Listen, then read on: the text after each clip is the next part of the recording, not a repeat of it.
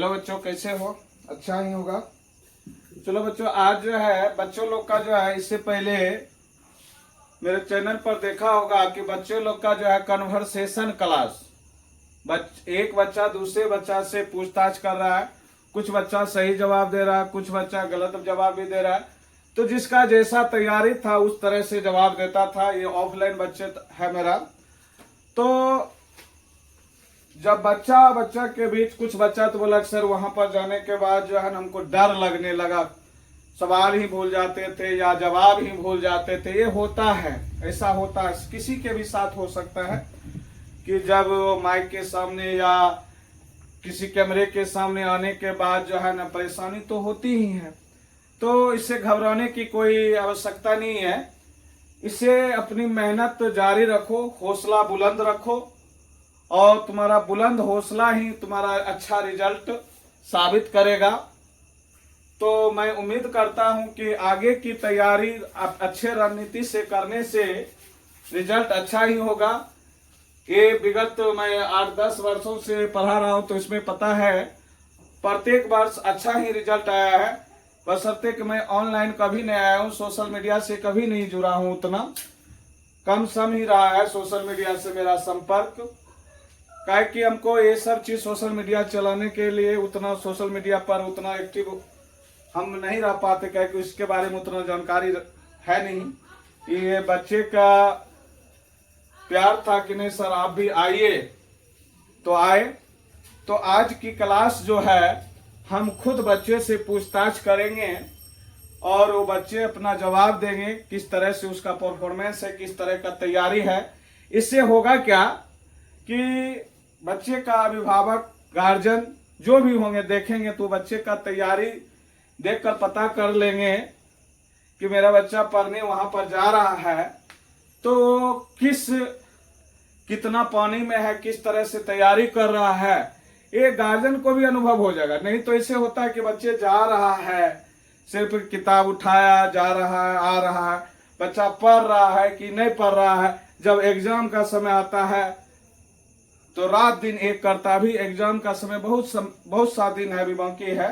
तो इसलिए अभी से ही एक अच्छे रणनीति के साथ अगर तैयारी करते हैं तो हमको ऐसा लगता है कि रिजल्ट सभी का अच्छा होगा। जिस तरह से पिछले वर्ष, विगत वर्षों के पिछले वर्ष भी देखे कि अच्छे रणनीति से जो जितने भी स्टूडेंट तैयारी किया सभी का रिजल्ट बहुत अच्छा रहा। मेरे ऑफलाइन क्लास में 25 से 30 स्टूडेंट प्रेजेंट रहते हैं। पिछले साल मात्र मेरे इंस्टीट्यूट में 33 स्टूडेंट था, जिसमें से 29 स्टूडेंट फर्स्ट डिवीजन लाया और 4 स्टूडेंट जो है सेकेंड डिवीजन लाया। वो रिजल्ट हम इस पर प्रकाशित कर देंगे, अभी तक नहीं दिखाए हैं। और इस साल देखते हैं कैसा रिजल्ट रहा। उसी के रेशियो में इस साल भी स्टूडेंट है। ऑनलाइन तो हम उतना नहीं पढ़ाते थे, वो पिछले साल के बच्चे का प्यार था तो कुछ वीडियो डाल दिए थे फिर, लेकिन अब की बात ये सब स्टूडेंट जो है बहुत पूरा जोर से लगा कि नहीं सर आपको प्रत्येक दिन डालना है तो डालना है, लाइव आना है तो आना है। बच्चे का प्यार देखकर हमको भी रहा नहीं गया, तो सोचे चलो बच्चे का बात भी मानना बहुत जरूरी है। तो चलो अब चलते हैं कन्वर्सेशन क्लास में। हम खुद जो है बच्चे से पूछताछ करेंगे और उसका तैयारी देखेंगे किस ढंग से किया है। और इसको देखकर तुम लोग जितने भी 10th क्लास का स्टूडेंट है, बोर्ड कैंडिडेट, वो भी जो है प्रयास करेंगे कि अच्छे रणनीति से तैयारी करें। चाहे कहीं भी पढ़ रहे हो, किसी भी संस्थान में पढ़ रहे हो, ऑनलाइन पढ़ रहे हो, ऑफलाइन पढ़ रहे हो, कहीं भी पढ़ रहे हो, अगर तुम्हारा इच्छा होगा कि नहीं हम भी जाकर जो है वहां सर के साथ क्या करते वहां पर जाकर हम भी जो है जवाब दे, तो तुम लोग भी जो है संपर्क कर सकते हो। मेरा संपर्क व्हाट्सएप नंबर जो होगा, ये मेरा व्हाट्सएप नंबर है,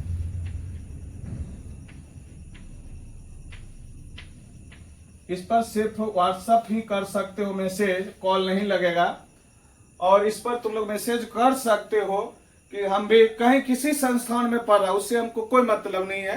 अगर हमको चाहिए कि बच्चे का तैयारी अच्छा जाए, अगर कोई अभिभावक भी चाहे कि नहीं हम अपने स्टूडेंट को इस संस्थान में पढ़ रहा हो, उसका जो परफॉर्मेंस देखना चाहते हैं, यहाँ आकर यहाँ के बच्चे से भी कन्वर्सेशन कर सकते हैं।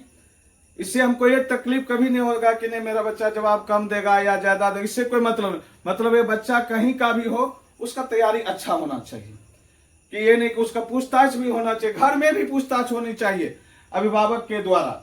इससे क्या होगा, बच्चा का हौसला बुलंद रहेगा और धीरे धीरे जो है वो तैयारी की ओर जो है अग्रसर रहेंगे।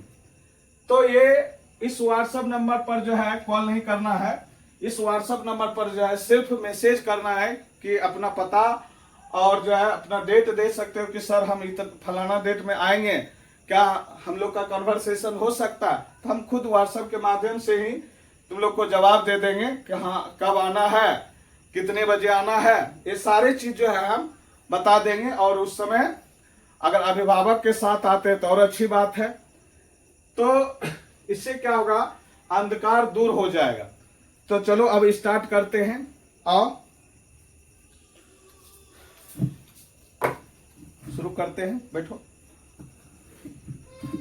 आते हैं, 1 मिनट रुको, कहाँ गया फिर?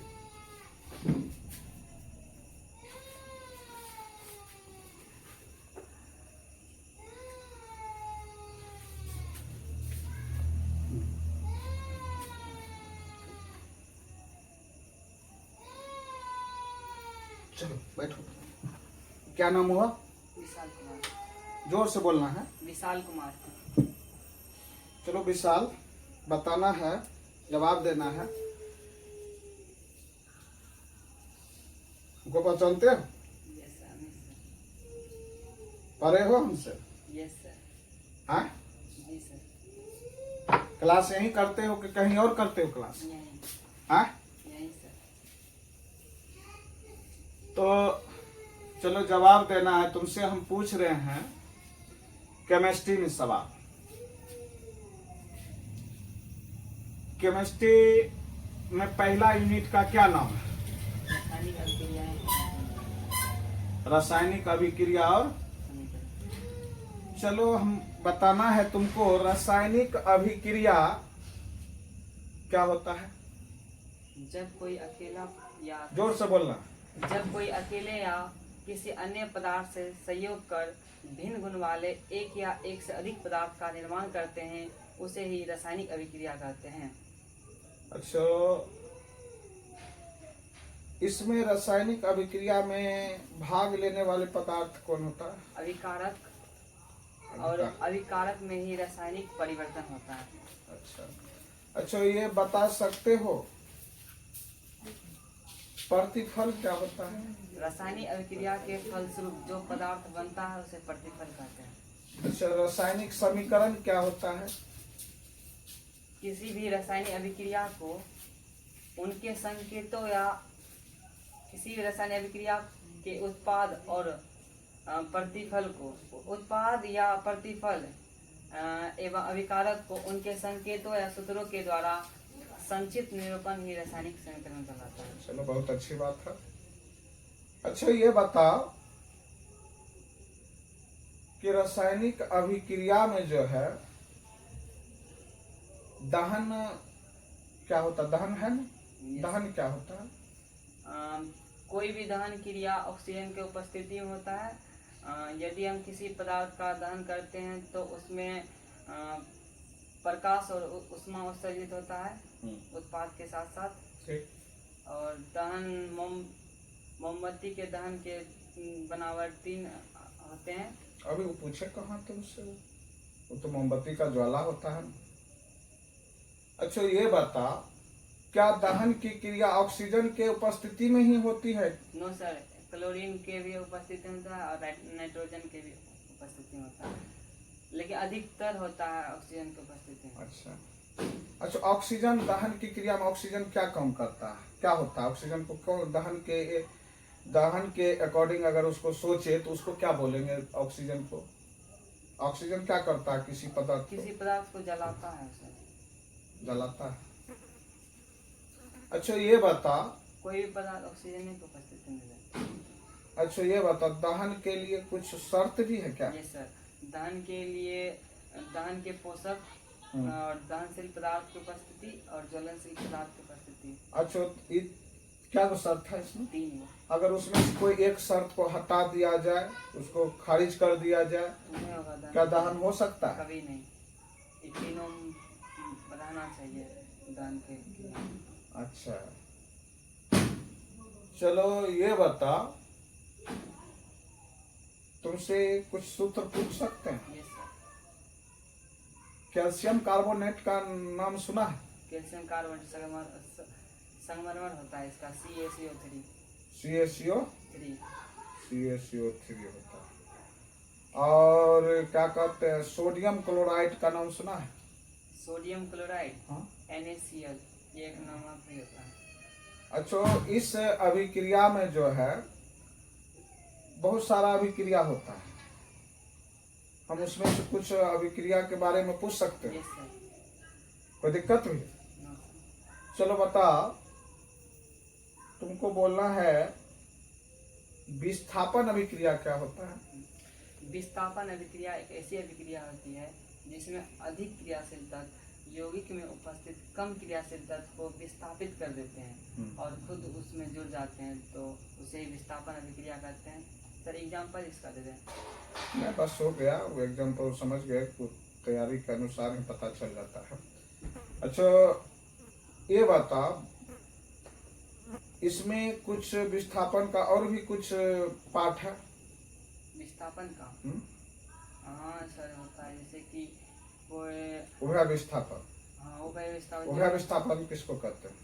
हाँ, जब दो अभिकारक अपने आयनों का आदान प्रदान कर दो नए यौगिकों का निर्माण करते हैं, उसे उभय विस्थापन या द्विविस्थापन अभिक्रिया कहते हैं।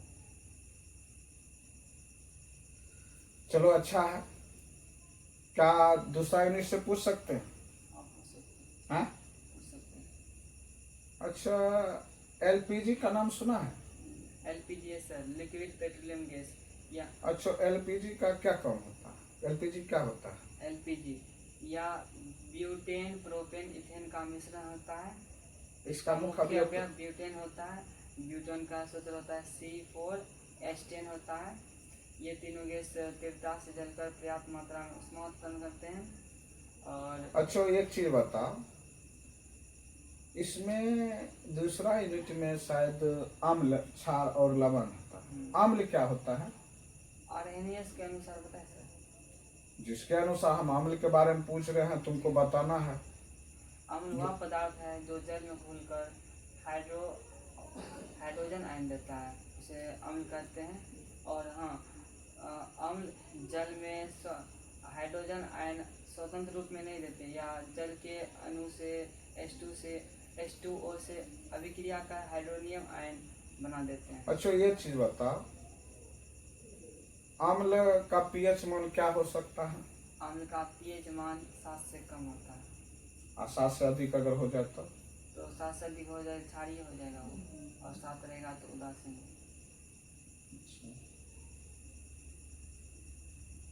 अच्छा एक चीज बता, तुम लोग जो है तैयारी जो करते हो, तो उसको रिवीजन करते हो? Yes sir. हाँ? कितने बार रिवीजन करते हो?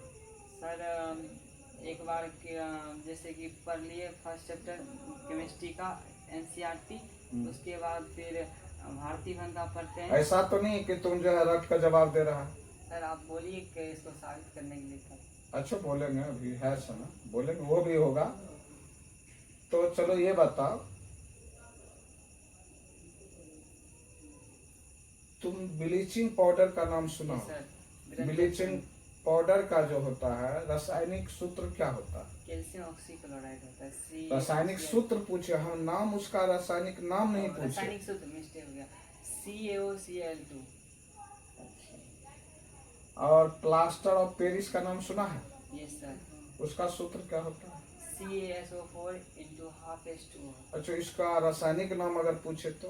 Calcium sulphate hemihydrate. अगर हम इसको कैल्शियम सल्फेट डेकाहाइड्रेट कर दे तो? तो इसमें 10 ई तो बन जाएगा CSO4 इंटू 10 H2O बन जाएगा। चलो अच्छी है। इसके अलावा किसी और भी सब्जेक्ट से पूछ सकते हैं? पूछ सकते हैं। तीसरा अध्याय हम तो नहीं, केमिस्ट्री के अलावा और भी कोई सब्जेक्ट जो बोलोगे तुम उससे पूछ सकते हैं। प्रकाश के परावर्तन से पूछ सकते हैं। प्रकाश के परावर्तन से। ये बता विशाल, प्रकाश का परावर्तन क्या होता है? जब प्रकाश की किरण किसी सतह के द्वारा लौट जाती है उसे प्रकाश का परावर्तन कहते हैं। किधर लौट जाती है? जैसे जिस माध्यम में आया उसी माध्यम में वापस लौट जाती है। अच्छा, दूसरे माध्यम में नहीं जाता? नो सर, इसमें क्यों एक नहीं ही जाता माध्यम होता है। क्यों नहीं जाता है दूसरे माध्यम? क्योंकि सर जैसे मान लीजिए ये समतल सतह हुआ, जब इस पर प्रकाश से जाएगा तो इधर ही लौटेगा, दूसरा तो नहीं जाएगा। जैसे हाँ, तो अगर चल जाए तब हम समतल सतह देते हैं तुमको ला करके। हाँ, तो और दर्पण होना चाहिए। ये तो बात तो बोला नहीं। हाँ, ये सर समतल सतह हम कांच दे सकते हैं, कांच में तो ये तुमको बोलना होना चाहिए ना। ऐसा समतल सतह होना चाहिए जिसके एक भाग कलई किया गया हो, तब न दूसरे अपने माध्यम में ही लौटेगा। अगर कलई नहीं किया होगा तब तो दूसरा माध्यम चल जाएगा, आर पार हो जाएगा। हाँ। तो चलो ये बताओ, इसमें सब क्या कहते हैं, दर्पण का नाम सुना? जी सर। दर्पण क्या होता है? कांच का टुकड़ा जिसका एक सतह कलई किया गया हो। अच्छा। और दर्पण भी होता है जैसे गोलीय दर्पण, जिसका गोलीय दर्पण। अच्छा, ये चीज बताओ, प्रतिबिंब का नाम सुना है? Yes sir. प्रतिबिंब किसको कहते हैं? किसी बिंदु स्रोत से निकला हुआ प्रकाश की किरण दर्पण में परावर्तन के बाद जहाँ मिलती है, जिस बिंदु को मिलती है या मिलती हुई प्रतीत होती है उसे ही प्रतिबिंब कहते हैं। चलो अच्छा, फिजिक्स के अलावा और भी कोई सब्जेक्ट? और हिंदी संस्कृत में भी पूछ सकते हैं। अच्छा, भीमराव अंबेडकर के बारे में सुना है? यस सर, उसके बारे में बताएं। हाँ बताओ। डॉक्टर भीमराव अंबेडकर का जन्म 14 अप्रैल 1891 में हुआ था। यहाँ मोहम्मद प्रदेश में इसका जन्म हुआ था। और मानव मुक्ति के पुरोधा बाबा साहेब भीमराव अम्बेडकर थे, क्योंकि ये पहले मानव को मुक्ति बहुत दिलाए थे, मतलब कि जो उसके साथ गलत काम होता था। अच्छा, भीमराव अंबेडकर का मृत्यु कब हुआ था? 6 दिसंबर 1956 में दिल्ली में हुआ था।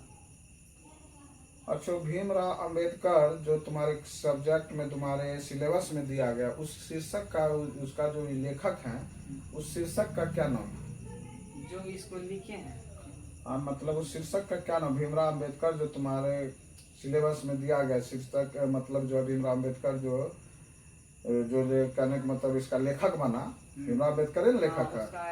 ललय सिंह यादव लेखक। शीर्षक किसको पता? शीर्षक जैसे सर किसी का जो लिखता है सर। शीर्षक हो गया तुम्हारा, जैसे चैप्टर का नाम क्या है? उसका नाम बोले? हाँ, श्रम विभाजन और जाति प्रथा। शीर्षक उसी को कहते हैं। हम ये चीज पूछ रहे। अच्छा, एक चीज बता, तुमको पढ़ने में मन लगता है पहले? Yes sir. ऐसा नहीं ना कि खाली घूमने में मन लगता है। No sir. कितना देखते हैं स्टूडेंट को जो क्या कहते हैं, क्लास करने आता है, ऑफलाइन क्लास किया, शाम में जो है 4 गो गुटबाजी हुआ, आराम से गया, घुमा फिरा, उसके बाद फिर घर गया। ऐसा तो नहीं करते हो? जो बोलते हैं आप वही करते हैं। उम्मीद क्या रखते हो आपकी बात? सर आप यदि हम मेहनत जिस तरह से अभी करते हैं, यदि हम करेंगे तो अच्छा नंबर आ जाएगा, मतलब कि टॉपर की लिस्ट में आ सकता है। वो तो मेहनत पर ही रहेगा। Yes sir. हम उम्मीद करेंगे, तुम्हारी मेहनत में सहयोग करेंगे। तो चलो, आज की क्लास यहीं तक रहने देते हैं। बाकी क्लास फिर अगले दिन पूछताछ करते हैं, और बाकी स्टूडेंट भी आएगा। अभी बहुत सारा स्टूडेंट को हेजिटेशन लग रहा है आने में, कि सर वहाँ पर नहीं, ऐसे पूछिए वैसे पूछिए। वो तो देखबे करता है क्लास में कि आना नहीं चाहता है, जवाब देना नहीं चाहता। हो सकता है अगले दिन से सजा भी मिलेगा वैसे स्टूडेंट को, तो उसको तो लाएंगे जबरदस्ती भी। चलो, यहाँ पर जो भी सर पढ़ाते हैं कैसा लगता है? सभी सर अच्छा बताते हैं। जो बच्चा को सर समझ आ जाता क्या यहाँ बच्चा को क्या कहते हैं यहाँ पर पढ़ना चाहिए? सर। पढ़ना चाहिए बिल्कुल, क्योंकि इसमें हम जो यहाँ पढ़े तो इसमें आप हैं सर एक ऐसा बता दिए कि खुद से उसे कोई भी विषय पढ़ सकते हैं। ये मेरे को सर बहुत अच्छा लगा इस संस्थान। चलो अच्छा है, अब आगे की तैयारी जारी रखो, फिर मिलते हैं अगले क्लास में। ठीक जी सर। ठीक है, चलो।